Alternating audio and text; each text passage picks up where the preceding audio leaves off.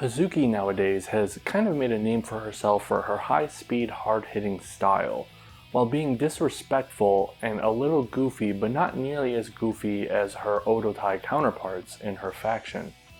So, has she always been like this? Well, yes and no. I'll tell you in a character's tale. On July 6th, 2014, she debuted under the name Reo Hazuki, spelled R-E-O Hazuki. Shortly after debuting, she quickly became under the tutelage or following the wrestler Yoshiko.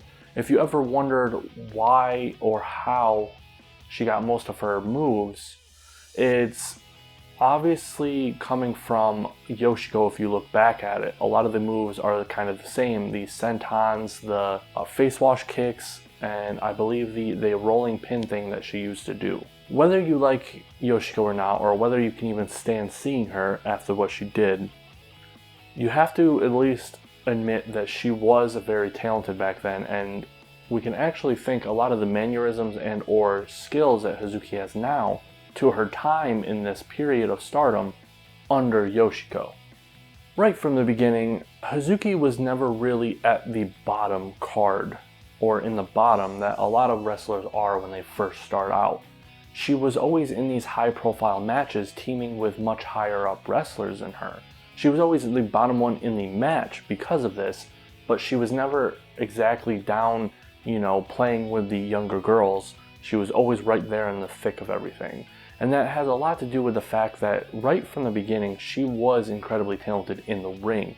If there was one thing you could say about Hazuki, is that she was very gifted in the ability aspect of the wrestling. Reo Hazuki would go on the next year to wrestle for two of the belts. The high-speed title belt, which back in 2015 was not nearly what it was today. It was more like a mid-card belt than a high-speed title. And the Artist of Stardom Championship titles, which she would team up with Mayu Iwatani and Io Shirai to try to get. Both times for both belts she was unsuccessful, unfortunately. Around late August, Stardom announced that Hazuki would be not in the next couple of shows that she had been promised to be a part of, and that she was leaving for the time being, and that they would have to replace her in those matches with other people. Now, while the reason itself why she decided to leave was not known, there are a couple of speculations. It's probably one of these two speculations because they are the most likely. One is that she had some kind of family emergency, whether it be an illness or something like that, where she just had to not stop wrestling for a while. And the other one is that she probably quit to focus on her last year of school, as that is a very common thing in Joshi wrestling because these, girls start so young. Both are just as likely, and we really don't know at this point why, but she would be gone for over a year.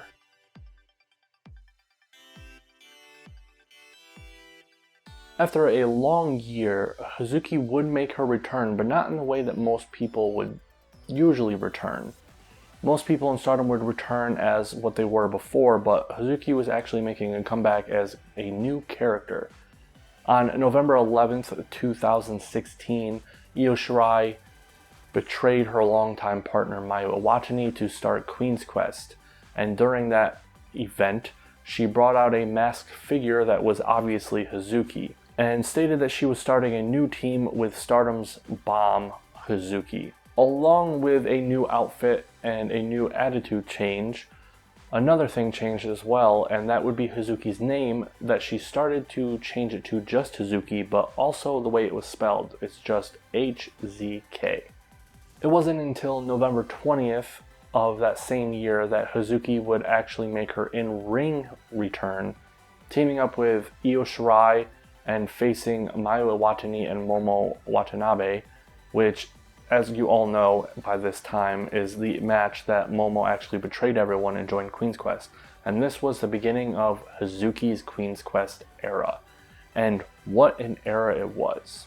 During this time, Hazuki would go from kind of a nobody to second in command at Queen's Quest, only under the legendary Io Shirai. During her time in Queen's Quest, she would become a 4-time Artists of Stardom Championship title holder and also the current holder for the longest reign with the triple belts, with her team of Io Shirai, Hazuki, and Viper. While technically Hazuki did thrive during her time in Queen's Quest, there were some downsides as well. Technically being the second in command of Queen's Quest meant nothing, as she was constantly being overshadowed by her 3 other main teammates. Standing next to Io Shirai, anyone would look dull, as Io Shirai is one of the most legendary wrestlers in Joshi present day history. She was also overshadowed by Momo Watanabe, who at the time was being groomed to be Stardom's next new ace, so she was currently getting all of the favor by the company. And she was also being overshadowed by Queen's Quest's youngest member, Azumi, as Azumi was the most charismatic of the team, meaning that Hazuki again looked dull compared to one of her teammates. Hazuki's strong point, even from the beginning of her career, was always her in-ring ability, and in Queen's Quest that was shined upon even more. That's all she was. She was a blank slate. Compared to her other teammates, she just was not enough, and that is why she was constantly being overshadowed. To say the time during QQ was a waste would be wrong though, as during her time under Io Shirai, her physical ability in the ring basically doubled. She went from a good wrestler to someone that you need to keep your eye on, as they have immense potential.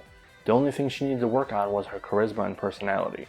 I bet you're wondering why I'm so far into her career and I haven't talked about any kind of feuds that she's had, and the simple answer is that she really didn't have any. Like I said, Hazuki really was kind of a nothing character for a long time. She was always just following someone above her, whether it be Yoshiko or Io Shirai. There was always someone else making the decisions and always someone else bringing her into these feuds. There was never a time when Hazuki herself was really the cause or catalyst for anything. It wasn't until the Stardom draft that Hazuki would have a character development that would put her apart from what we know.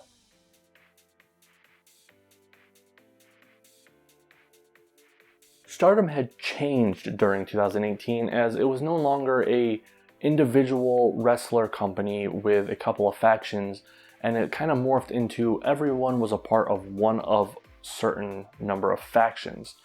This was prominent in the Stardom draft when Hazuki was actually taken away from Queen's Quest. During round 1, Io picked Azumi. During round 2, she picked Momo Watanabe.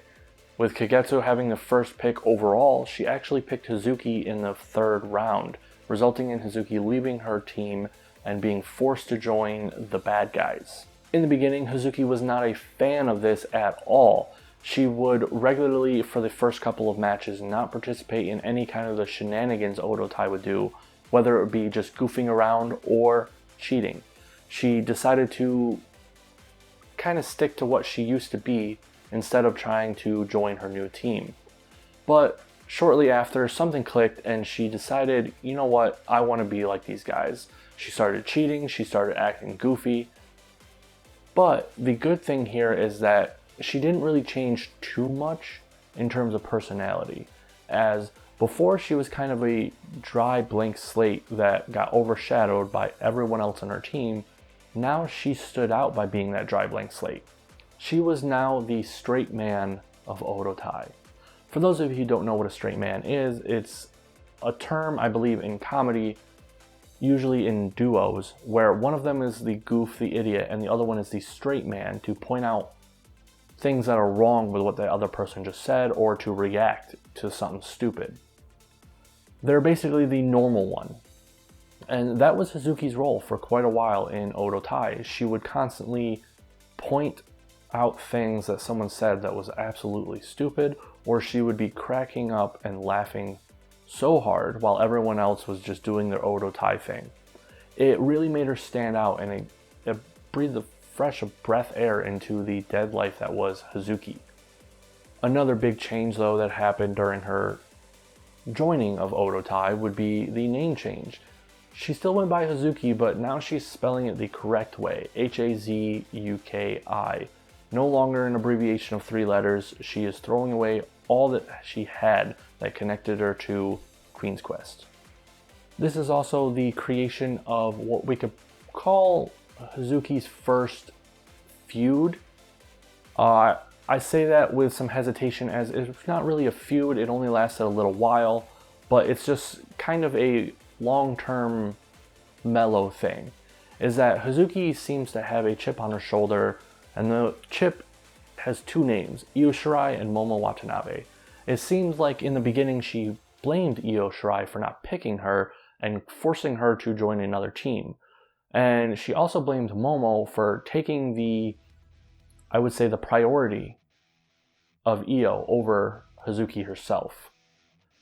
In the beginning, she seemed to want to kind of destroy both of them, but that has kind of mellowed out now, and all it's really led to is Hazuki being particularly more mean towards Momo than anybody else on the roster.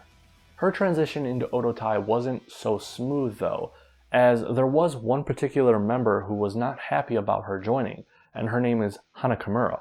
In the beginning, Hana was not happy about Hazuki joining. Remember, this would be the second time Kagetsu caused someone to join Odotai without Hana's permission.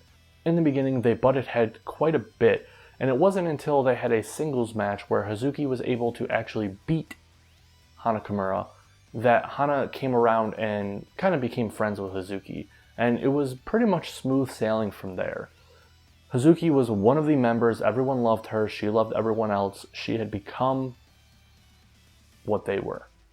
The best thing about Hazuki joining Odotai was this character development that we all so wanted from her.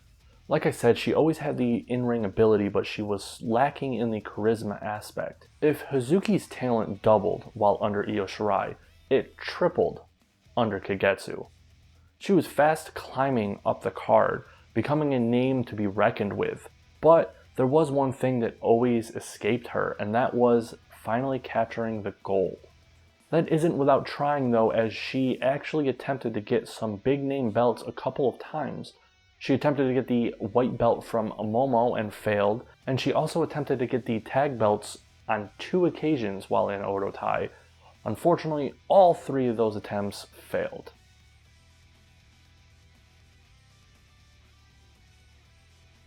The time did come though, as Hazuki finally got some gold around her waist, and that gold was the high-speed title. While this was good news, it was also kind of bad news at the time, as the high-speed title's prestige and honor that should have come with winning it was nowhere to be seen, as the entire legitimacy of the belt had been tarnished and killed by a horrible run with Mary Apache. In the beginning, Hazuki acted like she didn't even want the belt. After winning it, she actually threw the belt on the ground and said, "I don't even want this. Whoever wants this, come take it." But this was a way Hazuki would find out who actually wanted the belt to see who her first defense was. It wasn't until much later, after a number of defenses, that she actually started showing that she cared a bit about this. She still threw the belt around like it was a toy, but it was clear to her and to everyone else that she actually wanted this thing to be prestigious. And that comes in the form of the self-imposed rules that she decided to add to the high-speed title. That being 3 very particular rules. One being, matches now have a 10-minute time limit, bringing the high-speed back to the high-speed belt. Number 2 is that no fat people could challenge for the belt. And 3, those no fat people had to have 6-packs. Now, as you could probably guess, these 3 very strict rules would limit the amount of people who could actually challenge for her belt, as that really only qualified 2 people, Starlight Kid and Azumi. And even some other wrestlers pointed that out, calling her the champion of 3 people later on. As time went on, it was obvious that these 3 rules were not going to be enforced too hard. The only rule that was actually enforced in every single match that she had was the 10-minute time limit, with her longest match being around 9 minutes and her shortest match being shortly under 5. She was having an amazing run with the high-speed belt, but it was getting to a point where she was running out of people to challenge for it, since she kind of made it seem like no one except Azumi and Starlight Kid could even challenge for it. So, this was around the time that Hazuki got what I would call her first lifetime feud. Now, I could be wrong about this feud, but it seems like it because it started exactly like all of the other lifetime feuds. A lifetime feud in Stardom is a feud that is just when two people don't like each other, and every time they're in the ring with each other, they just destroy or try to kill the other person. Perfect example would be Tam Nakano and Natsuko Tora. They just don't like each other. Hazuki finally got hers, and it was someone not very expected in my opinion. It was Arisa Hoshiki. Sometime during her high-speed title reign, for some reason, these two just started acting way harsher to each other than normal. This is where I catch up to present day at the time of this video. Hazuki is currently putting on some of the best matches in the promotion, more specifically her recent match against Death Yama-san. If you haven't watched it, do it, it's a treat. And fast becoming one of the top wrestlers in the promotion. Hazuki is exactly what Stardom needed, a high-speed wrestler to bring back legitimacy to the style. Hazuki has had a great career so far, being under two of the best wrestlers to ever join the promotion, Io Shirai and Kagetsu. She puts in an incredible amount of work, evident by the fact that she is probably the most fit person in Stardom. Whether you like her or not, her ability in the ring speaks for itself. Years from now, her and Momo are going to be the two mountains of Stardom that the younger girls are going to want to climb and conquer. They are the Io, Mayu, and Kairi of this generation. And that was A Character's Tale, Hazuki. I hope you enjoyed it. I did my half-assed best.